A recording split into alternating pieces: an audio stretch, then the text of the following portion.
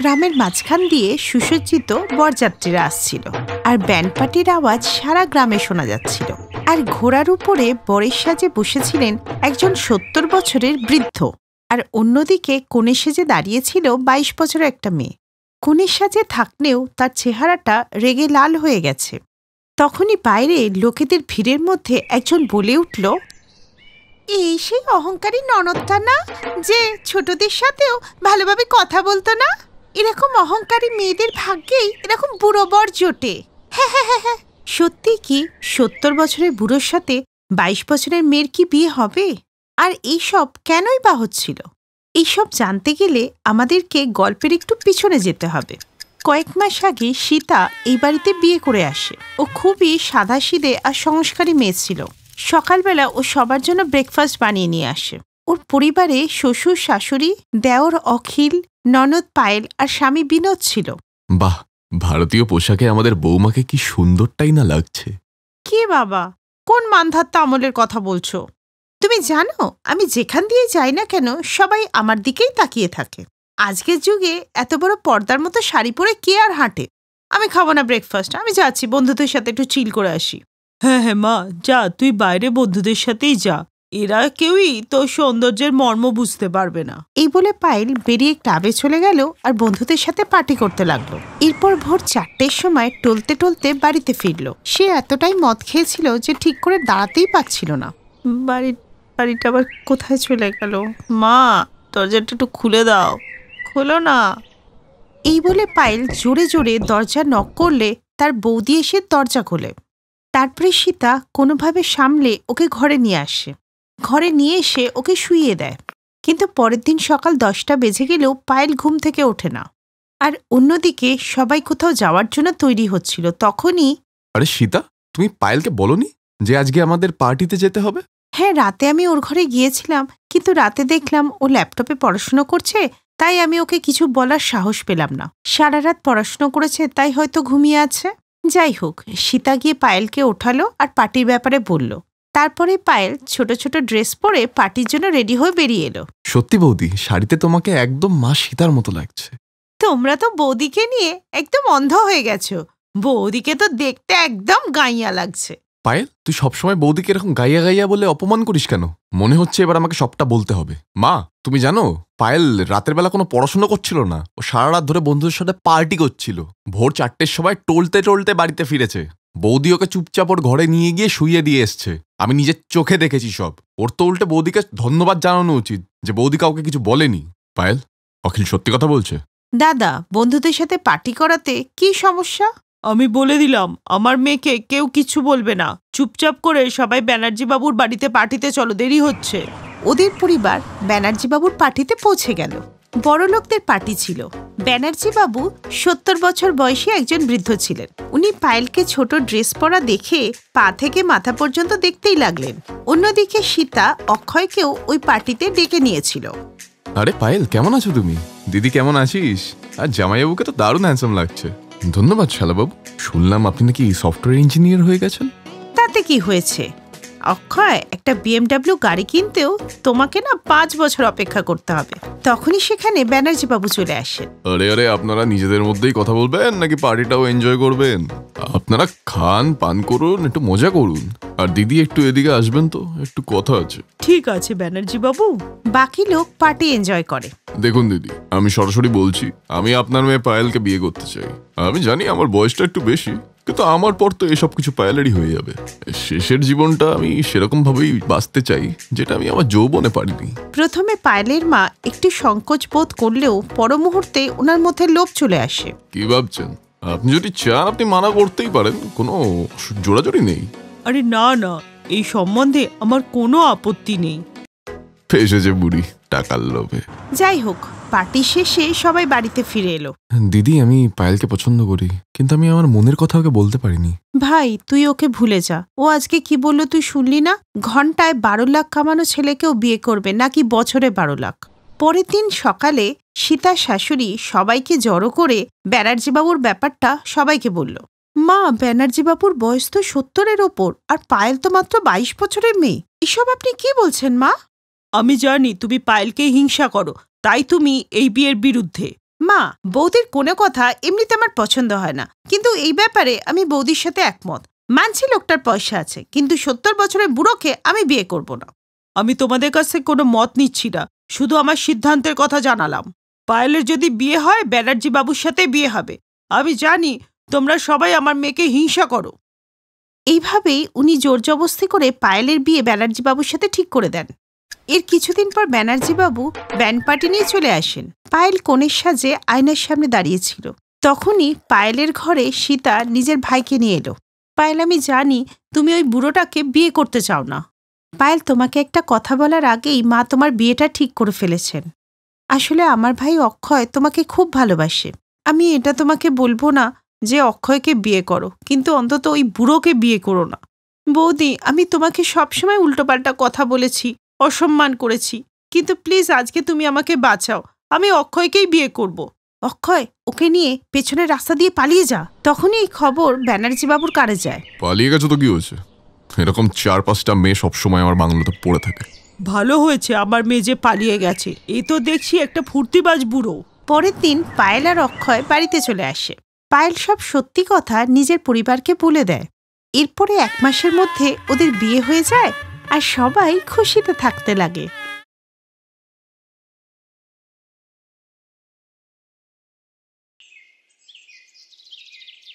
সায়ন্তিকা ব্যানার্জি ইন্ডিয়ায় তার পড়াশোনা শেষ করে আমেরিকায় পাইলট হওয়ার জন্য ট্রেনিং নিতে চলে যায়। আর ট্রেনিং কমপ্লিট করে ভারতে ফিরে এসে বড় এয়ারলাইন্স কোম্পানিতে পাইলটের জব নেয়। ও যতটাই সুন্দরী ততটাই স্মার্ট ছিল। একদিন সায়ন নামে একটি ছেলের সাথে ওর ধাক্কা লাগে, যে ব্যাংক ম্যানেজার ছিল। সায়ন ওকে দেখে পাগল হয়ে গেলেও সায়ন্তিকা ওকে পাত্তাই দিল না। তখনই সায়নের নজর পড়ল মেঝেতে পড়ে থাকা লেডিস হ্যাঙ্কির উপরে। এক্সকিউজ মি, এই আপনার হ্যাঙ্কিটা। ও থ্যাঙ্কস। তখন সায়নের নজর ওর ইউনিফর্মের উপরে যায়। ও, তাহলে আপনি একজন পাইলট? না না, আমি তো এয়ারপোর্টে ফুচকা বিক্রি করি। ও, তাহলে নিশ্চয়ই ফুচকাগুলো আপনার মতো হবে, ক্রিস্পি ক্রিস্পি। কি তাই তো? Shut up. এই বলে সায়ন্তিকা সেখান থেকে চলে যেতে লাগলো। এই যে বলছি, নাম বা নম্বরটা কিছু একটা দিয়ে যান। সায়ন্তিকা ওর কথার উত্তর না দিয়ে ওখান থেকে চলে যায়। তখনই রেশমি নামের একটি মেয়ে ওর কাছে আসে। এই যে হ্যান্ডসাম, আমি ওই মেয়েটার বান্ধবী। তুমি যদি চাও ওর নাম আর নাম্বার আমি সবই তোমাকে দিতে পারি। হ্যাঁ অবশ্যই, শুভ কাজে দেরি কেন? রেশমি ওর নাম আর নাম্বার দুটোই বলে দেয়, কিন্তু খেয়াল রাখবে আমি যে নাম্বারটা দিয়েছি ও জানতে না পারে। হ্যাঁ হ্যাঁ, চিন্তা নেই আমার প্রিয় শালি, আর নম্বরটার জন্য থ্যাঙ্কস। আর হ্যাঁ, চিন্তা নেই, জুতো লোকানোর জন্য বিয়েতে তোমাকে 11,000 টাকা দেবো। এই শুনে রেশমি জোরে জোরে হাসতে লাগলো। সায়ন ওখান থেকে নাম্বার নিয়ে চলে যায় আর পরের দিন প্রথমে মেসেজ করে আর পরে ফোন কল করে। প্রথমে সায়ন্তিকা ওকে পাত্তা না দিলেও পরে আস্তে আস্তে ওদের মধ্যে বন্ধুত্ব হয়ে যায়, আর তারপরে ভালোবাসা, আর শেষে বিয়ের পিঁড়িতে পৌঁছেই গেল। আর এরপর সায়ন্তিকা বিয়ে করে অমৃতসরের গ্রামে বউ হয়ে চলে আসে। কিন্তু যেখানে সায়ন্তিকা আকাশে উঠত সেখানে ওর শ্বশুরবাড়ির লোকেরা জমিতে থাকতো। মানে ওর শ্বশুরবাড়ি খুবই সাধারণ ছিল। গায়ত্রী, শুনলাম যে তোর বউ নাকি প্লেন ওড়ায়। তা নয় তো কি, আমাদের গ্রামের বউর মতো নাকি যে সাইকেলও চালাতে পারে না? আমার বউ তো সোজা প্লেন ওড়ায়, মাটির সাথে তোর কোনো কথাই নেই। বাড়িতে পাইলট বউ আসার জন্য গায়ত্রী দেবী খুবই খুশি ছিলেন। এইভাবেই কিছুদিন কেটে যাওয়ার পর একদিন, বৌমা জানো, কালকে না ওই আশার সাথে দেখা হয়েছিল। ও বলছিল এখন তো তোমার পাইলট বউ চলে এসেছে, তাই তোমরা চাইলেই যখন খুশি যেখানে প্লেনে করে যেতে পারো। আরে ও তো জানেই না যে আমরা কোনোদিন প্লেনেই বসিনি। বৌমা, আমার একটাই স্বপ্ন, আমি একবার ওপরে যেতে চাই। হে ভগবান, এই অশুভ কথা একদম বলো না। ভাবো তো একবার, সাদা শাড়িতে আমাকে কি বিচ্ছিরি লাগবে। আরে চুপ করো তুমি, আমি বলতে চাইছি যে আমি এরোপ্লেনে চড়তে চাই। ব্যাস এইটুকু ব্যাপার বাবা। আমি এখনই সবার জন্য লন্ডনে যাওয়ার টিকিট করে দিচ্ছি, আমরা সবাই মিলে লন্ডন থেকে ঘুরে আসব। এই শুনে সবাই খুশি হয়ে যায়। বৌদি, আমি এখনই যাচ্ছি শপিং করতে, লন্ডনে যেতে হবে তো। বৌমা, আমিও পাড়াতে বলে আসছি। ঠিক আছে, তাহলে আমি গিয়ে চুলের একটু কাটিং মেরে আসি। বলো, শুনেছি নাকি অনেক সুন্দর সুন্দর মেয়েরা আসে ফ্লাইটে। এর কিছুদিন পর ওরা রেডি হয়ে লন্ডনে যাওয়ার উদ্দেশ্যে এয়ারপোর্টে পৌঁছে গেল। আর প্লেনে পৌঁছে, মা আমি কিন্তু জানলার ধারে বসবো। দাদা, বলছিলাম কি, আমার মেয়েকে একটু জানলার ধারে সিটটা দেবেন? জানেন না, ও বাসেও একই করে, জানলার ধারে বসতে না দিলে বমি করে ফেলে। আর এমনটাও করলে আপনার তো জামা কাপড়টা নোংরা হয়ে যাবে না। আরে পাগলা গারুদের মাল নাকি? এদের ফ্লাইটে কে উঠতে দিল? বেশি বকর বকর করিস না, নাহলে বৌদিকে বলে না প্লেনটা লন্ডনের জায়গায় পাকিস্তানে পাঠিয়ে দেবো, বুঝলি? আমার বৌদি এই প্লেন চালাচ্ছে। এই শুনে লোকটা ওদের সিট ছেড়ে দেয়।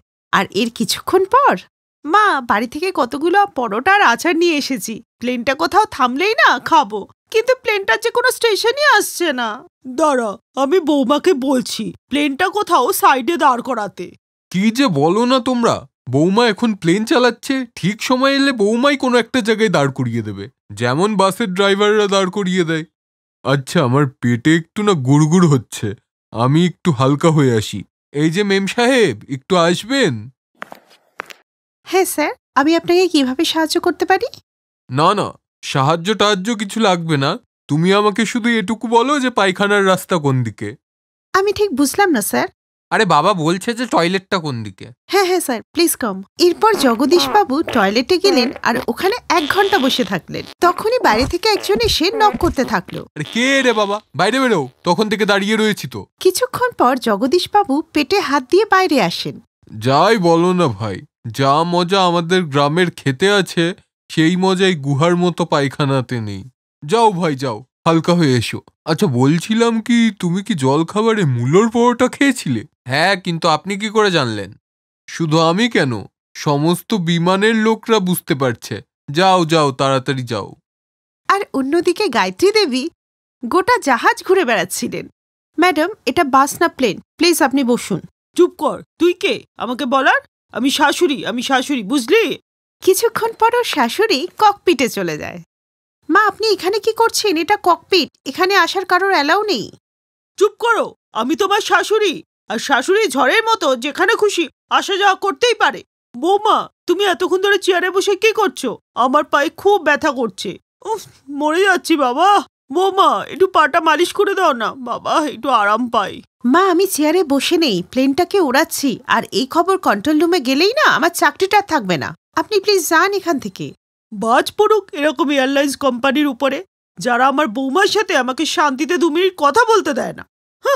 আপনি বাইরে যান, আমি এয়ার হোস্টেসদের বলছি, ওরা আপনার পা টিপে দেবে। এরপর সায়ন্তিকা এয়ার হোস্টেস প্রিয়াকে বলে ও শাশুড়ির পা টিপে দিতে, আরও তাই করে। গায়ে তো একটুও এর জোর নেই, পা টিপবে কি করে? তার মধ্যে তো কঙ্কালের মতো 2টো হাত। তুমি কি কিছু খাও না নাকি? নিধিমা, এই ঘিয়ের ডিব্বাটা বার করতো, একটু ঘিটি খেলে না মোটা হবে। না না আন্টি, আমাদের ফিট থাকতে হয়, এটা আমাদের জবেরই পার্ট। চুলোয় যাক ওরকম জব। আচ্ছা, এবার একটু বেশি জোর দিয়ে না পাটা টেপো বলছি। মা, এই মেয়েটাকে তোমার ছোট বউ করবে, দেখো কিভাবে তোমার সেবা যত্ন করছে। এই মেয়ে আমার ছেলে না, যেমন তেমন না। অমৃতসরে ওর গেঞ্জি জাঙ্গিয়ার বিজনেস আছে, বিয়ে করবে নাকি? এই কার্টুনটা যদি পৃথিবীর সর্বশেষ ছেলে হয়, তাহলেও আমি একে বিয়ে করব না। হেয়ার স্টাইল করে নিজেকে শাহরুখ ভাবছে, একে বিয়ে করার থেকে তো ভালো আমি প্লেন থেকে ঝাঁপ মারবো। এরপর প্রিয়া কিছুক্ষণ পা টিপে মুখ বাঁকিয়ে ওখান থেকে চলে যায়। সত্যি বলছি রে রাখি, যদি এরা সায়ন্তিকা ম্যামের শ্বশুরবাড়ির লোক না হতো, তাহলে প্লেন থেকে ধাক্কা দিয়ে ফেলে দিতাম। মাথা খারাপ করে রেখে দিয়েছে। আচ্ছা, এবার শান্ত হ। তখনই হঠাৎ বাইরের ওয়েদার খারাপ হলে প্লেনটা কাঁপতে লাগে, আর এইসব দেখে শাশুড়ি মা ভয় পায় আর ছুটে আবার ককপিটে যায়। মরে গেলাম বৌমা, এ তুমি কি করে প্লেন ওড়াচ্ছ? ও বাবা গো! মা, আপনি আবার এখানে? আপনি এখান থেকে যান প্লিজ, এমনিই তো ওয়েদার খারাপ, আমাকে প্লেন ওড়াতে দিন, নাহলে কিছু একটা হয়ে যাবে। বৌমা, আমি এখন মরতে চাই না, আমি তো নাতিপুতির মুখও দেখিনি। বাঁচাও বৌমা, বাঁচাও আমাদের। খারাপ ওয়েদারের জন্য প্লেন নিজের ব্যালেন্স হারিয়ে ফেলেছিল, তাই সবাই ভয় পেয়ে হইচই করছিল। Hello control room, we need an emergency landing due to technical issues, please. Control room থেকে পারমিশন পেলে সায়ন্তিকা কাছের এয়ারপোর্টে প্লেনটাকে ল্যান্ড করে দেয়। সে সবকিছু সুন্দরভাবে সামলে নিলে কিছুক্ষণ পরে অ্যানাউন্স হয়, এবার সবকিছু নিয়ন্ত্রণে আছে আর আমরা সঠিকভাবেই ল্যান্ড করলাম। এই শুনে সব যাত্রীরা খুশি হয়ে যায়, আর গায়ত্রী দেবী এবার বুঝতে পারেন যে ওর বৌমা চেয়ারে শুধু বসে থাকে না, বরং প্লেন উড়ানোর সময় কয়েক হাজার যাত্রীর প্রাণের দায়িত্ব ওর বৌমার হাতেই থাকে। আমায় ক্ষমা করে দাও বৌমা, সত্যি তুমি খুব সাহসী। এরপর টেকনিক্যাল ইস্যু ঠিক হয়ে গেলে ওরা আবার যাত্রা করে, আর কয়েক ঘন্টা যাত্রার পর ওরা লন্ডনে পৌঁছে যায়, আর সেখানে একটা ভালো হোটেলে ওরা থাকে। কিছুদিন পর সায়নও নিজের অফিসের কাজ সেরে লন্ডনে পৌঁছে যায়, আর সবাই মিলে লন্ডন ঘুরতে থাকে। Best buddies. হ্যালো ফ্রেন্ডস, এই ভিডিওটা দেখার জন্য ধন্যবাদ। যদি এই ভিডিওটা তোমাদের ভালো লেগে থাকে তাহলে প্লিজ লাইক, সাবস্ক্রাইব আর কমেন্ট অবশ্যই করবে এই ভিডিওতে। আর হ্যাঁ, শেয়ার করতে ভুলো না কিন্তু। আরো অনেক মজাদার ভিডিও দেখার জন্য নিচে দেওয়া এই বেল আইকনটাকে প্রেস করো। দেখতে থাকো বেস্ট বাডিজ।